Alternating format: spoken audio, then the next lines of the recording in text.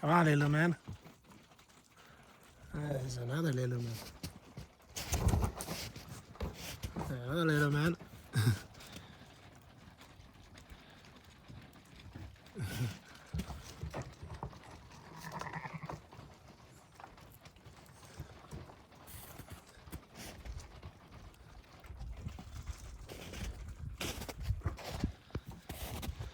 So those are some nice little lambs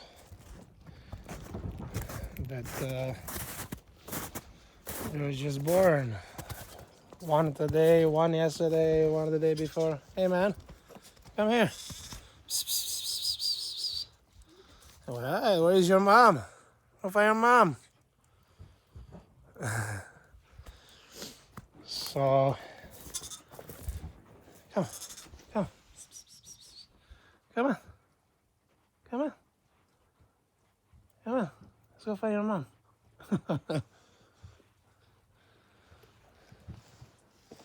There's our horses there too. Hey, come on, let's go find your mommy. She's over there. Ah, you just know this home. You don't know that one there.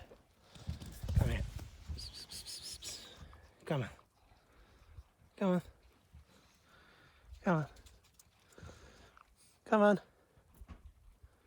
Come on. This is what I want to talk about. Family core. You see, animals, God taught us for animals, don't trust. They don't trust. They just trust their mom. Hey, man. So, we are suddenly, we know about few family types, and that is a functional family, a dysfunctional family, or that's what we call them, functional and dysfunctional. But it's also a family that God intended to be. God intended a family to be a certain way. And if they're able to listen to Him, then they will be only good for them. So, let's see what it's a functional family. A functional family, it's what we call a functional family, is the one that the kids have anything they want, and they gave them everything that their parents didn't have when they were kids themselves. And whatever their heart desires, then they have vacations, they have a good school they go to, they have a bicycle, not one, but two or three, and stuff like that. And it's all good. I mean, it's not bad to give your kids what they need, but do they need that? You see? So it's not bad for us to have what we need. Never. But we do turn the wants into needs, and that's what is bad.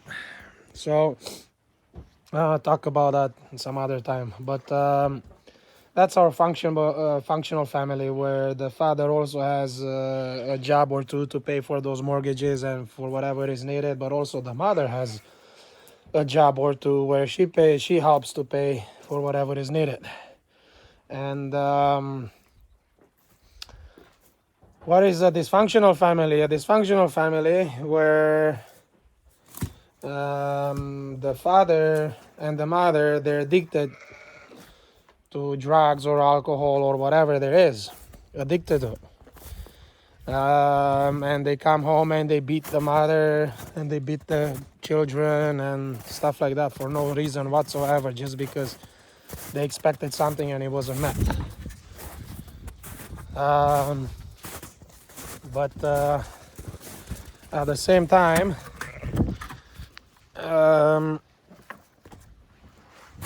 the kids, they're abused, physically abused. Sometimes they're also emotional abused, and sometimes they're also sexually abused. And that's what we call the dysfunctional family. And they also don't go to work, but they go to steal or to beg or whatever there is. That's a dysfunctional family. That's what we call a dysfunctional family. And then is the third type. And that third type is what God intended to be. And how did God intend it for that family to be, for the family core? Well, he intended is for the parents to know their attributes, to know what their responsibilities are, and to know how to be accountable. So, what is our responsibility? Our responsibility is to learn, and to learn what's good for us, to learn the truth. Because if we stay in the truth, then it's good for us. You see, it can only be bad for us when we break God's laws and when we accept a lie as truth. Because when we do that, then it's just bad for us because we broke a law. But because we don't know which law we break, or we don't even realize that that's what we have to do, then how can we gain the knowledge for us to learn that? So it's good, because there is nobody in this world that wants bad for themselves. Nobody. That's why we all want cars. That's why we want to be healthy. That's why we want all those things, because we want good for us. But how do we do it? How do we do it? So then, what's my responsibility? You see, my responsibility is to learn. And my responsibility is the search for the truth, not for my opinion and somebody else's opinions, because if I care about my opinion, then I'm going to make sure that everyone needs to hear my opinion and to trust that what I say is true and to trust that what I want is good for them. Then what is my responsibility? It's to learn the truth after I want to hear it. I have to want to hear the truth. That means that it doesn't matter anymore what my opinion is. All I want now is the truth, because the truth will never take my side. The truth will always stand by itself to prove that I'm wrong, but also to show me what is good for me. You see, so then my responsibility is to gain the knowledge, and the knowledge only comes for the ones that makes it and gives it, and that is only from God. You see, Einstein learned from God. He didn't learn from no school. He taught the school. But we like to learn from the teachers that learned from Einstein, that was passed on. Those who we like to learn from. We don't like to learn where Einstein learned from or gain the knowledge from. We want to gain the knowledge from those people, and all we have to do is to trust them. So I have to gain the knowledge from God, but first I have to want the truth so I can look for it. Right? So then if I learn the truth, and if I want to know the truth, and then I gain the knowledge on how to express it and do it, then the only thing that my children or my child needs is knowledge. If he has the knowledge that is good for him and what truth is, then he won't be addicted to anything. There will be no drugs that he's going to need to do. And because he won't depend for anyone on anything to make him happy, because he already is happy. He already is fulfilled. Because that's what the truth does. Truth sets you free to be able to receive from God what he intended for you to have and for me. So, if I learn the truth and I have it and I teach that to my kids, then I also have to teach them God's laws, because that's what the truth is. You see, every law that God gave, it's good for us. He gave a law for the earth to spin at a certain speed, a minute or a second or an hour. He gave a law for gravity. He gave a law for the physics. He maintains all that. He maintains gravity. He maintains physics. He maintains science. Not the pseudoscience that we have today, but the absolute science. And that absolute science is A tree cannot go uproot itself and go water himself and drink some water and come back and root itself again. That's absolute science. How the rain is made. Where does it start? Where does it end? What's the process? He gave a law for that, the hydrological law. Right? Where rain starts here, it finishes there. What's the process of it? The rain comes, waters all the ground, ends up in the rivers, rivers ends up in the ocean, and so forth. And there is not one thing. Everything does something for somebody else rather than itself. The ocean, it's an ocean. It sustains, God sustains the life through the ocean, not for itself, but for somebody else, for something else. The rain is the same thing. A tree takes bad and gives good, but he uses the bad to give good to somebody else. He doesn't keep it for himself. This is what we do. And if we don't know God's laws and we don't know how to receive them, and we don't know that it's good for us but it's bad for us, because now I have to be dependent. And it's the same thing with our children. If I do not gain the knowledge that to teach my children that now, before you're 12 years old, you are dependent to your parents, and that's how God created us. But also, us as parents, we have to learn that and to teach our children that they have to be dependent on God, because He's the only one that gives everything. I never thought that where is the air? Who gives the air that so dearly I need to breathe? Because without the air, I'm dead. Where is the water coming from? Who makes it happen? Who put that law for the whole process, for the water to happen? So I so dearly need it, because I need to hydrate, otherwise I'm dying. I need to eat. Who makes the food grow? I can put the seed in the ground, but who makes it grow? You see, it's the same thing with the kids, right? So children have to learn that they are dependent no matter what. And when I was a teenager, all I wanted to do is be independent, to do what I want, when I want it, how I want it. But little I realized that all I wanted to do is to do what I want, and not what I have to do, what I'm asked for, and I need to do because it was good for me. You see, I wanted to gain my independence from my parents.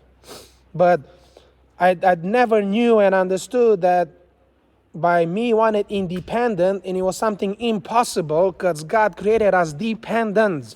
And because we are dependent, we are free to do what we want and to be healthy and to be good for us. But we have to understand that. If we don't understand that us being dependent, we are free actually to do, and it's good for us, then we don't understand anything. But we also have to understand where we should be dependent from. And that's what's very important. Because I want to gain my independence from my parents, but I don't realize that I become independent with something else that I want. Like drugs and cars and whatever else, things and other people, friends. You see, on the first functional family that we have, those parents give their kids everything they have. Absolutely everything. And they give them their trust. They teach their kids how to trust them, and only trust friends that are good people that wants good for you. And everything they received from those parents, it was good for them. So they trusted them that they want good for them. So then they never for 1 second thought that what they receive is bad, because it was their friends, and their friends was good, their parents, right? And now the kids become teenagers, and they go to school, and they gain friends that they start to depend on. And those friends, they have good experience with drugs. It make them feel good. So now these friends come and give your children, give them drugs and say, here's some drugs, try them. I had such a good time with them.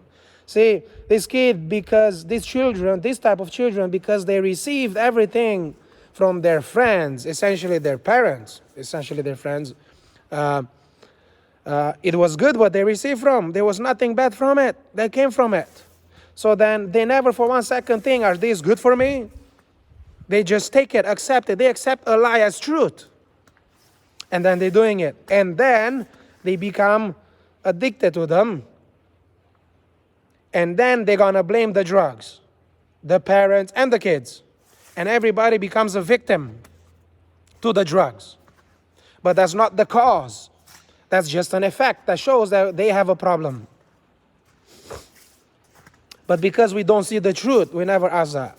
Then we have this dysfunctional family where their children never trust the parents. They got abused non-stop. They got beat up. Everything they received from them, they had to think it over and over and over and over to see if it's good for them.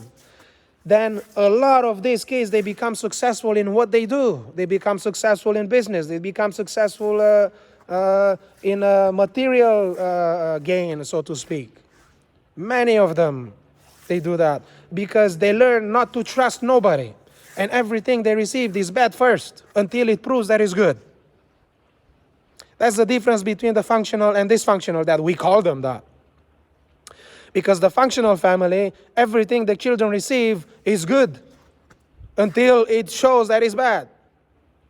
And most all the time it shows that it's bad. It proves that it's bad. And on dysfunctional family, everything that the children receive is bad first.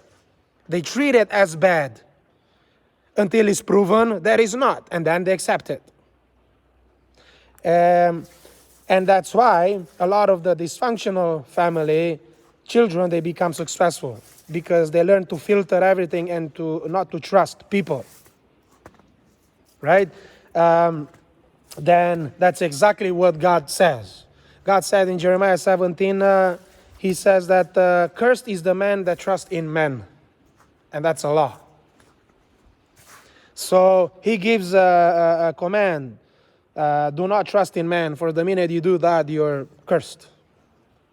And if we know that law, and if we keep that law, then automatically I know that everything that comes from my mouth, it's a lie. And whatever I say, you better check. And you better check if it's true or not. Because it's not the salesman's fault that I received something good. It's my fault because I did not check what I received was good. Because we are born in this world without a choice. We are born in a sinful nature without a choice. And God will never, ever judge us for why we were born in this. But He will always ask of us, why did I not look for the truth? That's it. You see, so the children or the person that is addicted to drugs, they should do drugs until there is no more room to put it. There's no more, they can't do it anymore. And maybe then they'll realize, hey, something is wrong with this whole picture. Then the questions start. And man, then they have a chance to realize who they are and who God is. And who made them, who allows them to breathe. Now when their lungs are done and they can't breathe anymore. Because even to breathe the air that He makes, I have to have good lungs to breathe them with. Even if He gives the food that He so graciously does, I also need a good stomach to be able to process it. Right? So we never think about that. We never think about that. So, in a dysfunctional family, does the father, when he comes home and beats up the mother and sometimes the children, does he do that by his choice? No, he's not. He's doing it because he doesn't understand what he's doing. Because if he would have the knowledge, he would never do that. But who suffers in this whole picture? You see, the children, they become judge of the father. Because the father beat up the mom. Now the father owns something good to mom. And instead of good, he gives her bad. He beats her up. Now the child becomes the judge. And he judges the father. And he can do nothing about it. The only thing he can do is gain guilt that he can do nothing about it. Then he judges the father. That's all he does. Then he becomes sick. because he can do nothing about it. He wants mother to be happy and to be good for her. And also he wants father to do good to her, to the mother. But he can do nothing about it. Then all he does is becoming sick. And the parents take the child to the doctor so he gets medication. Then the child gains autoimmune disorders. He gains whatever other disease there is, allergies and viruses and whatever there is. So what's the cause then? You see, in a functional family, the father comes home. He doesn't beat the mother, but the father expects for everything to be clean. And he automatically expects that the food to be done because he came tired from work. And the food has to be ready for when he's home. Right? And he expects the kids to please him and to listen to him because everything he's doing for their kids, for his children. That's the expectation. But because the children don't listen, they do what they want because that's how God created us to be, free to think. Right? Then the father gets disappointed and then he gets sick.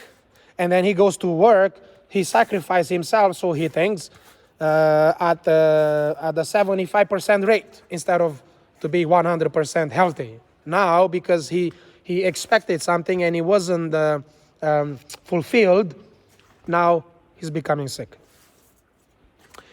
And then the children sees, he fights with the mother because the food is not ready. And what did she do all day? She got from home at 3 or 4 in the afternoon.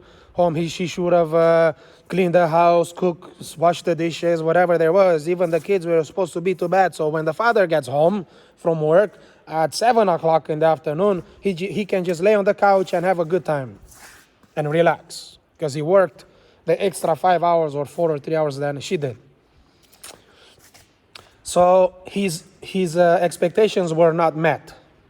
Then he got disappointed. Then he was fighting with the mother. Then the child sees that.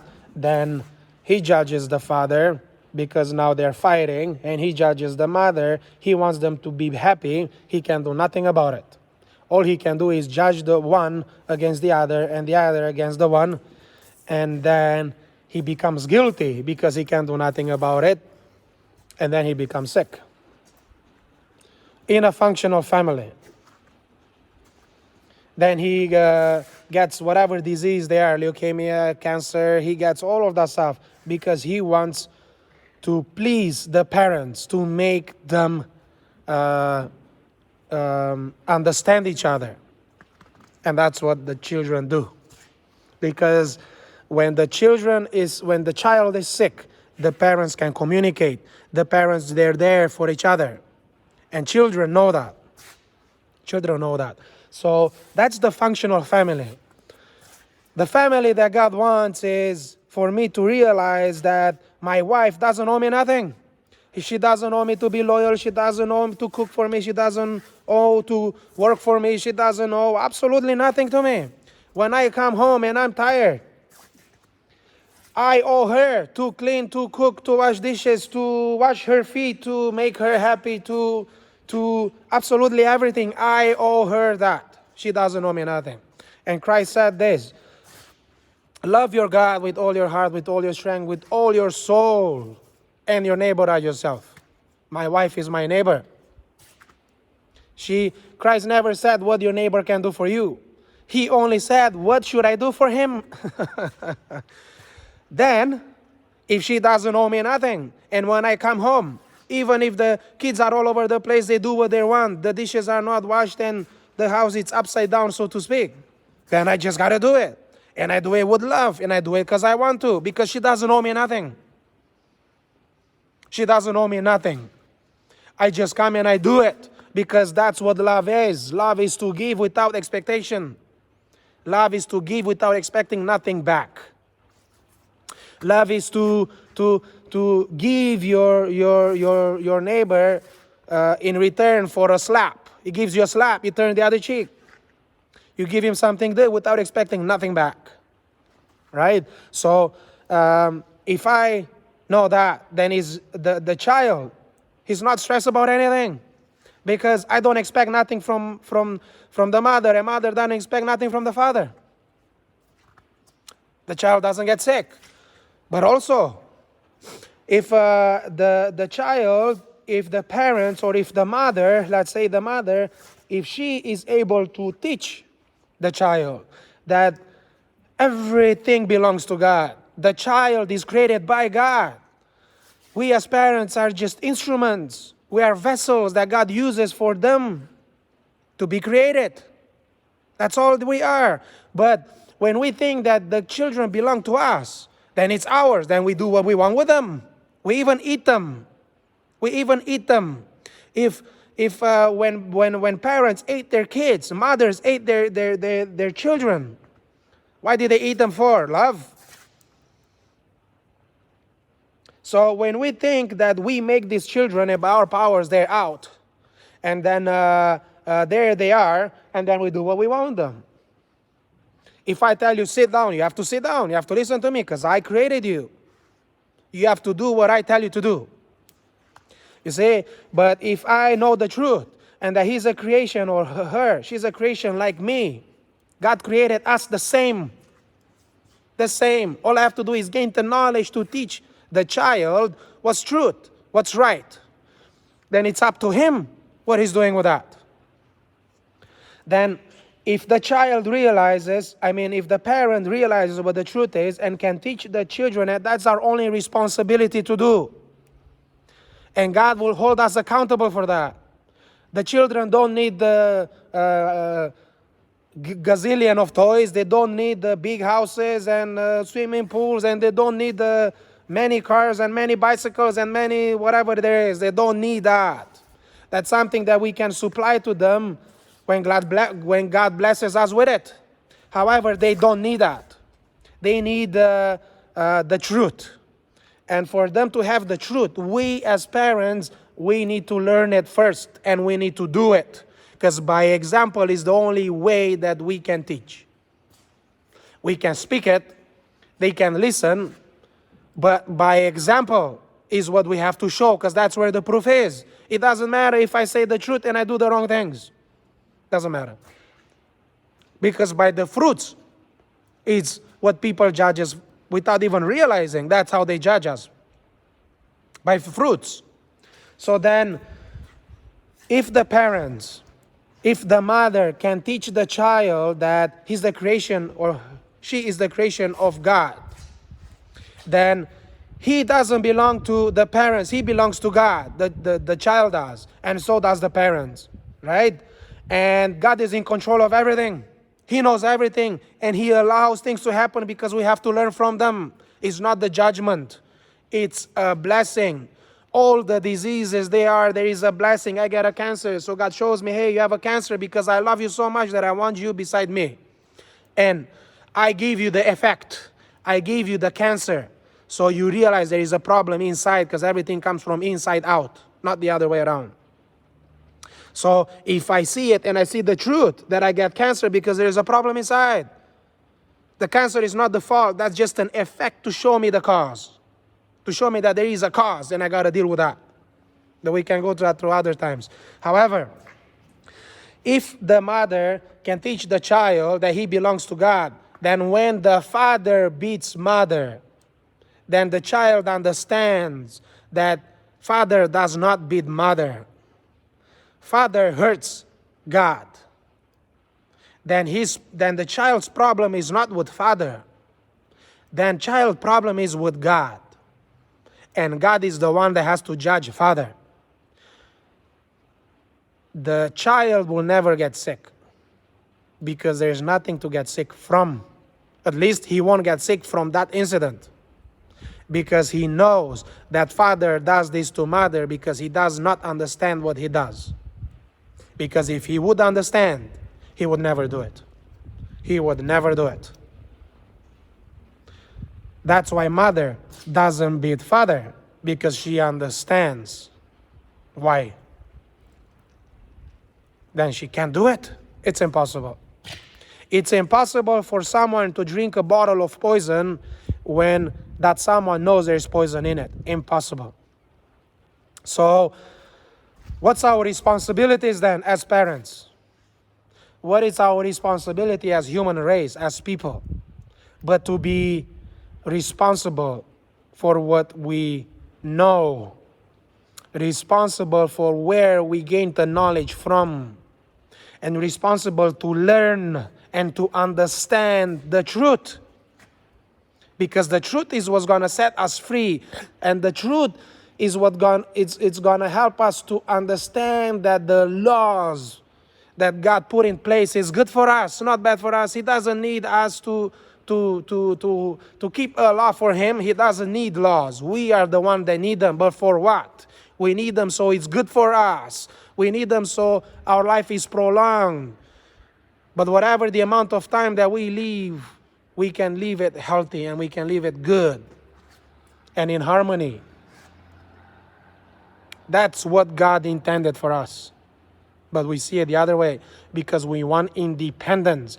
The only independence I can have is stop breathing. That's the only independence I can have is stop breathing.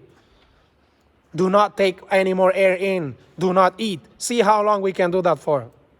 Do not drink. That's the only independence I can have. That's it. The rest I'm all dependent. So, I pray that we all gain the knowledge how to deal with ourselves and how to deal in truth and how to gain God's knowledge and how to stay and stand for the truth. Because if we can do that, then we can gain love. And if we know what love is, and if we can love as Christ loved, and if we understand what it means to love God, love your God with all your heart, with all your strength, with all your soul, with everything that you are, and your neighbor as yourself. If we understand that, we are never sick. We are never sick. And our search stops because we have absolutely everything we want. And everything that we have, it's the bonus that we have. It's a blessing from God Almighty, because then we treat it as blessing and we don't treat it as a burden. God bless.